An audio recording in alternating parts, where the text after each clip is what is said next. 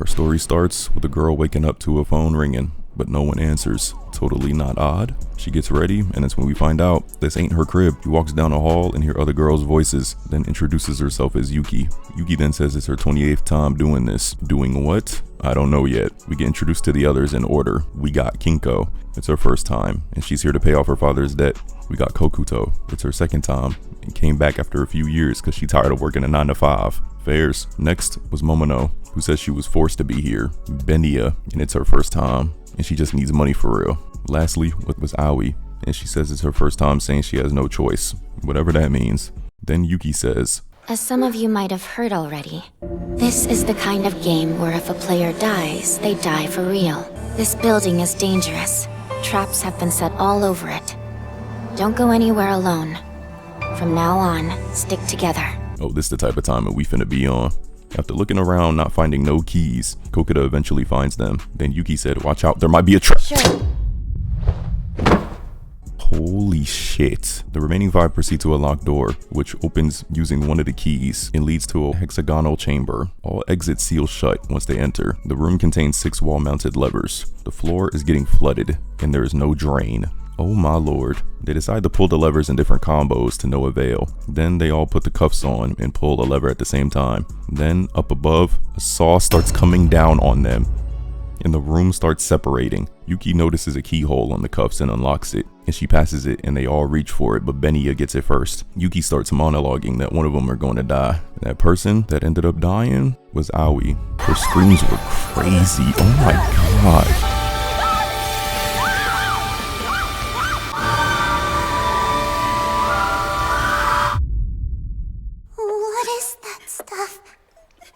Aoi's bled, thanks to the preservation treatment. Yeah, the people watching this are sick. The remaining 4 enter an elevator, but that motherfucker had a weight limit. Yuki then says they'll have to cut off some body parts. Thanks to the preservation treatment, they can attach them back later. Kinko then says she'll stay behind. Yuki then says she not letting that happen. So guess what? They all amputate a leg, cut their hair, and trim their maid outfits. Kinko loses both of hers to make the limit. They reach the exit, but one condition needs to be cleared for them to leave. Yep, one more person needs to die. Yuki took matters into her own hands and kills Kinko with the crutch. Holy. Then the exit opens and they clear the game. After the game, Yuki is transported back to her apartment. She checks the time, sets a timer for 3 minutes, and performs her post-game routine by silently thinking about the players who died during the game. Then Yuki says her goal is to beat 99 games, which we don't know why, but holy. But wow. Yuki starts retelling the events of her 10th death game, having to escape an abandoned building rigged with mines alongside veteran players Mishiro, Kotoha, Chie, and Kaito before time runs out. She soon finds herself being the odd one out, as the others already know each other from other death games, which Mishiro uses to assume leadership despite Yuki having more experience. They later see the 6th player that died before the others got there. Damn. After Yuki makes an incorrect prediction about a trap, Mishiro starts to ignore Yuki's suggestions, even when she offers good reasoning. As time passes and they run low on flashlights, Kotoha stepped on a landmine and triggered it, blasting off her legs and knocking her unconscious. Since Kotoha is still alive, Yuki wants to go back for her. Mishiro argues for abandoning her since she's no longer useful, and the others agree. Fed up with Mishiro's leadership, Yuki splits from the group. Watch your back, because none of you get what this game's about at all. Yuki saves Kotoha. As Yuki carries her around, Kotoha deduces that she is a survivor of Candle Woods, the worst death game in history. The two then bond over Kotoha's reason for participating, saving money to become a hermit. Yuki then says she plays because her goal is to play 99 games. We still don't get an elaboration on that, by the way. Meanwhile, having not encountered any mines for a while, Mishiro's group feels something is wrong, and they encounter a fucking wolf. They start to back up until Mishiro trips on the rope. Yeah, GG's. Later, Yuki and Kotoha also run into the wolf, who got someone's arm in its mouth, but Yuki scares it off by standing her ground. They then meet up with Kaito and Chie, who for real did not care about Mishiro for real. That's funny. Elsewhere, Mishiro was still alive but wounded and in hiding. She starts blaming Yuki for her misfortunes. Then we get her backstory, growing up with high expectations, which she never reached. She eventually snapped and violently attacked her sister before being scouted for the Death Games, where she was promised that no one would stand above her. Yuki actually comes back for her and offers to help, but says, "If you apologize, we'll let bygones be bygones." Say it nice and I'll show you where the stairs are. Say you're sorry for being rude to me. Clock's ticking. Ooh, my fault, Yuki. Ain't know that was your game. That causes Mishiro to crash out and run off. Yuki admits that she was just teasing, but it was GG's, as Mishiro gets ambushed by the wolf. Fortunately for her, Yuki has taken a liking to her and helps her escape by using herself as bait. Yeah, I'm not gonna lie, Yuki, you wouldn't have won, because if it was me... Mishiro meets up with the others, who immediately ally with her again after previously abandoning her. Fake ass bitches. However, upon reaching the exit, they learn that Yuki is still alive and must wait for her before the final challenge. Look at this ugly ass wolf puppet talking to them, bruh. Yuki eventually arrives and the final challenge ends up being they all vote for whoever contributed the least in the game. Kotoha already predicted this from pamphlets among their supplies and secretly allied with Chie, agreeing not to vote for each other. In the end though, Chie loses. Mishiro voted for Chie, Kotoha and Kaito voted for each other, and Chie's vote is unknown, and Yuki voted for everybody, but only the one for Chie got counted. Before parting ways, after the game ends, Mishiro admitted that Yuki is the better player. However, in private, Mishiro throws a tantrum in the back of the car with his fire-ass tune in the back. Hold on! And she vows to be Yuki. Back in the present, following her 29th death game, Yuki is nervous as she prepares to participate in her 30th, which is when most veteran players tend to die. She is also silently guilt-ridden over killing Kinko, but keeps telling herself that she's fine, suffering from side effects of the sedative they give her, which she takes every game.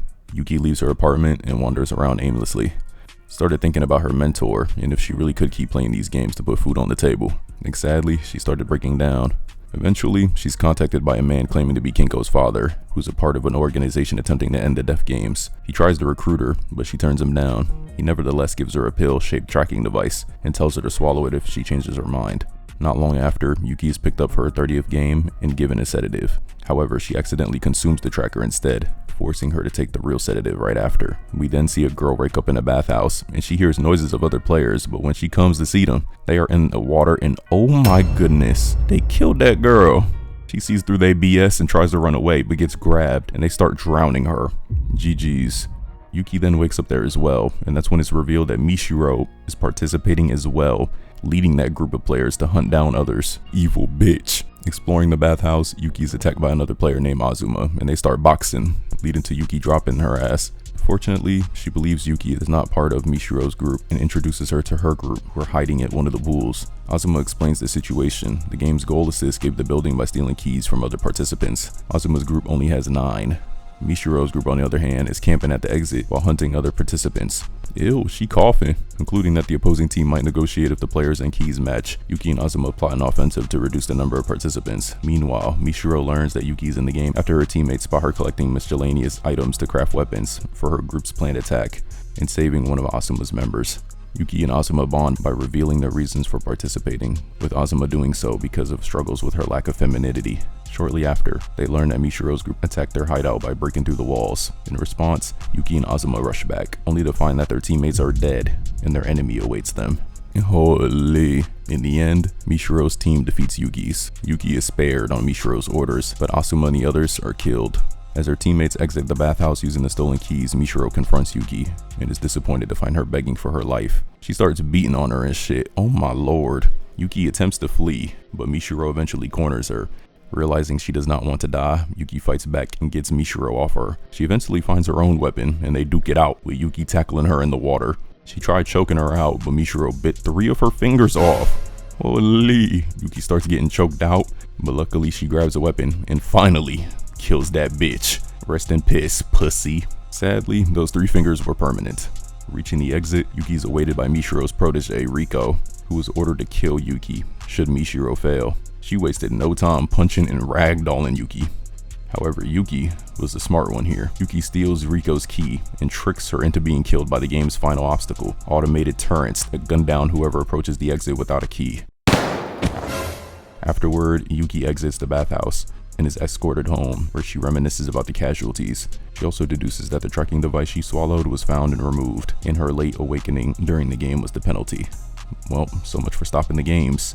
We go back to the past, and Yuki participates in her 9th death game, the Candle Woods, where she's reunited with her mentor, Hakushi, a veteran who is playing her 96th The players are divided into two factions: bunnies, who must survive in a forest for a week, and stumps, who must kill at least 5 bunnies to win. Yeah, okay, now I see why this is the worst horrific death game. On the other side, a girl named Moegi woke up last, and that's when she finds out that she's the only one on the stumps that has played in the death games before. While waiting for the game to start, Yuki and Hakushi discuss Hakushi's goal of surviving 99 games and breaking the rumored record of 98. You'd make a goal based on a rumor? One of these days, you'll get why. Oh yeah, she definitely did. Now we know why she's trying to do the same. Once the game begins, the bunnies form a defense strategy. Veteran player Sumiyaka notes the near impossible mathematical odds of Hakushi's survival streak, glazing her shit before wandering off on her own. I used a calculator to figure it out. Survival rate's 70%. If you times that by 95, it's 1 in 500 trillion. What? I ain't lying. Do the math for yourself when you get home, you'll see. No one compares to that mentor of yours. She's gotta be the greatest human to ever walk the earth. On the stump side, Moegi shoots one of her teammates in the knee, then tries to make the others kill her as practice. One of the girls start breaking down, saying she can't do it. Then Moegi deadass said, I can't. Say ah. Say ah.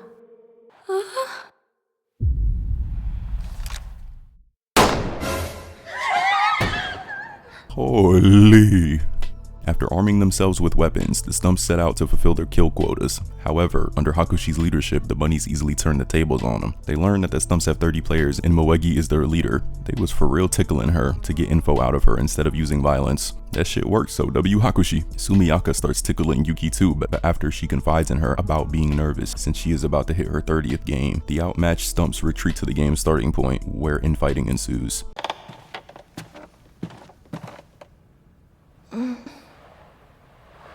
The tutorial stage is over.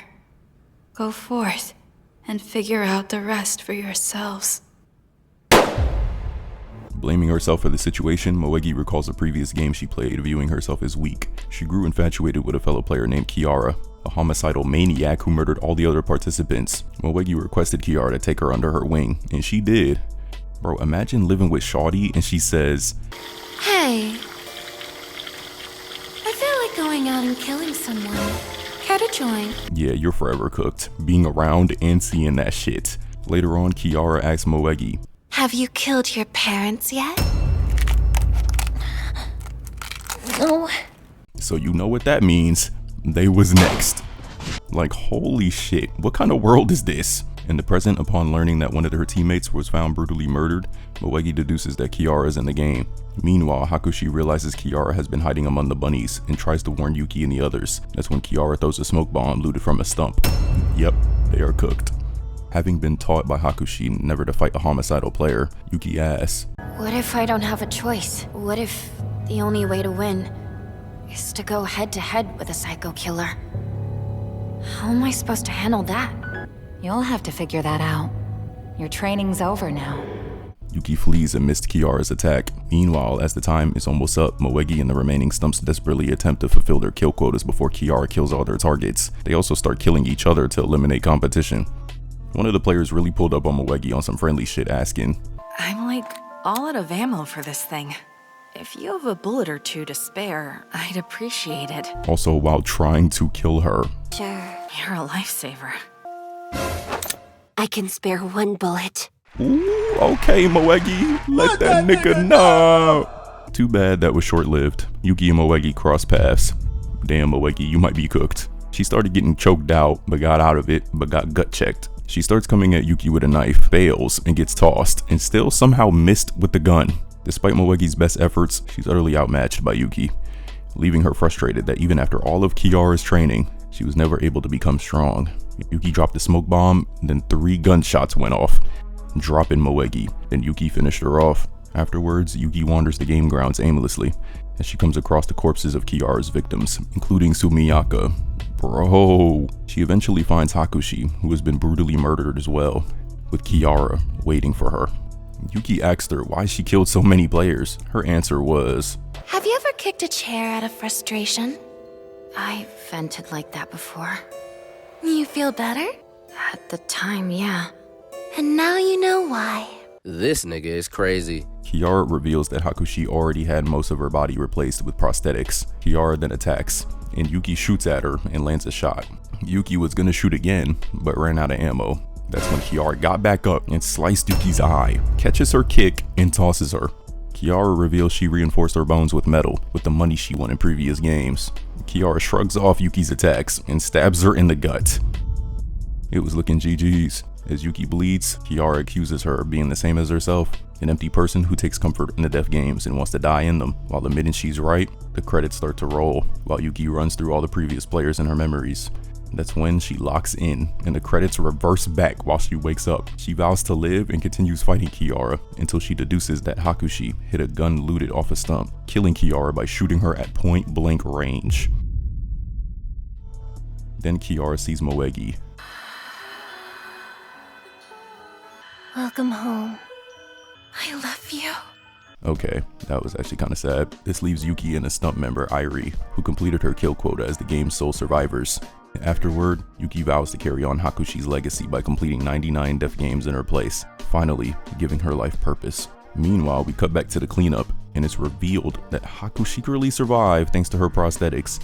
What the fuck? I need season 2 now. I know a movie comes out in Japan for only 2 weeks, and who knows how long it's gonna be until it's released overseas. So for now, I'm out.